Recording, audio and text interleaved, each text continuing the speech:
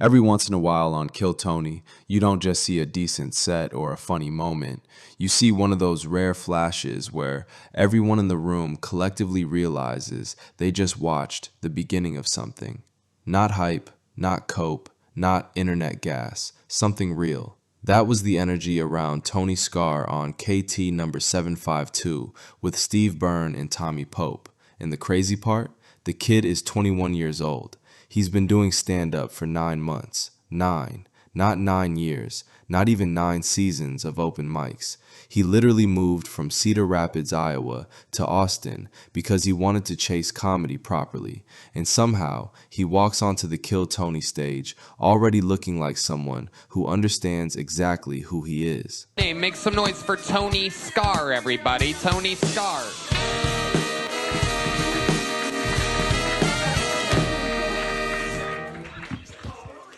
I remember the first time I caught my parents fucking.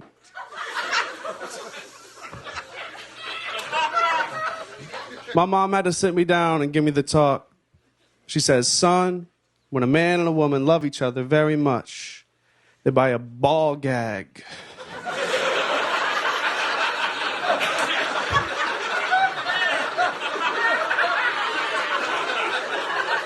And I said, Mom, put a shirt on.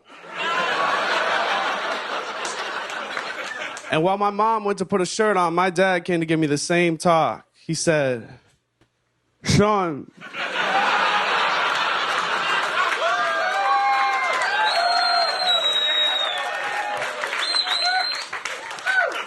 I'm autistic. He didn't come out trying to cosplay a veteran comic. No fake bravado, no nervous apology energy, no, sorry guys, this is my first time. He opened with a few self-deprecating jokes about his looks and his parents, which was fine, solid, nothing wild. But then he pulled out the guitar and the room shifted. I saw the most beautiful thing today. I saw a homeless man playing guitar to a homeless woman. It was homeless love, or as we call it in Austin, love. And I imagine what that homeless love song would sound like, and I think that, folks, it would sound a little something like this. Girl, you have the 3 prettiest teeth this world has ever seen.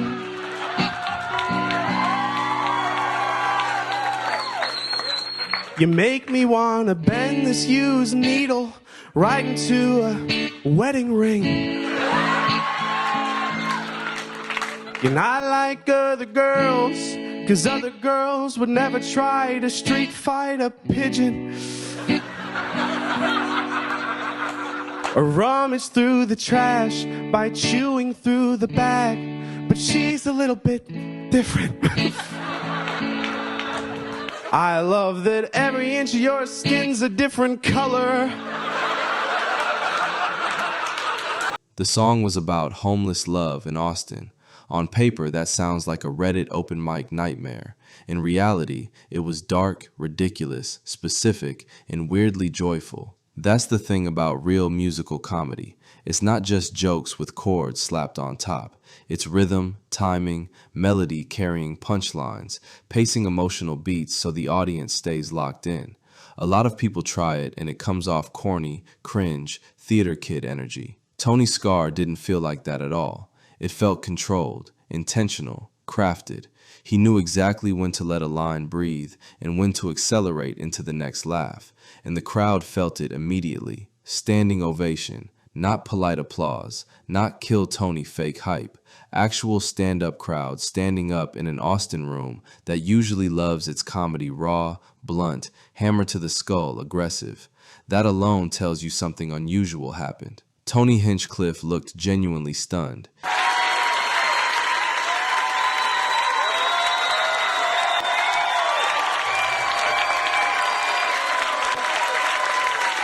A standing ovation for Tony Scar, ladies and gentlemen. Thank you very much, folks. I love you all. Amazing. I gotta tell you, for 9 months, my mind is completely blown. I think you have an unbelievable gift. How old are you? I'm 21 years old. 21 years old. Amazing. He said his mind was completely blown.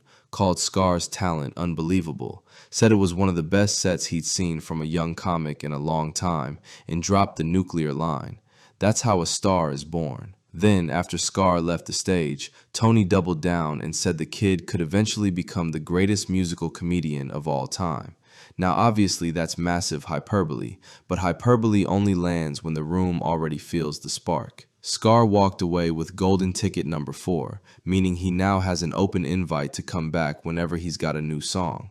That's huge. That's basically a fast-track pipeline into Kill Tony's ecosystem and exposure to millions of viewers. He's also booked for the Secret Show immediately. That's not symbolic, that's infrastructure. What's interesting is that fans immediately started comparing him to Dedrick Flynn, another newer Kill Tony breakout, with some people already doing the annoying internet thing of tearing one down to elevate the other. That part is corny. It's early. Let people develop without turning it into tribal warfare. Different styles, different trajectories. There's room for more than one lane. What really impressed me wasn't just the jokes, it was the composure. Most comics at 9 months are shaky, rushed, terrified, inconsistent, still figuring out their voice, still fighting stage nerves. Tony Scar looked calm, comfortable, present, like he trusted the room and trusted himself. That's rare at any age, let alone 21. Unbelievable. That's one of the best sets I've seen from a young comic in a long time. That's how a star is born. Thank you very much, Chow Man. I appreciate it. Can you catch? I can. Yes, sir. You sure? Yes, sir. Are you positive? I am positive. Great. Here you go. It's a golden ticket.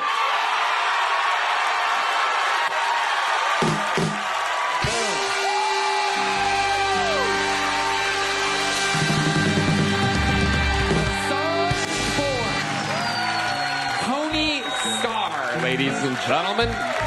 Live in the flesh, 21. Anytime you have another song that you want to come play on the show, you just let us know and you're going to get to do it in front of millions of people anytime you want. Thank you.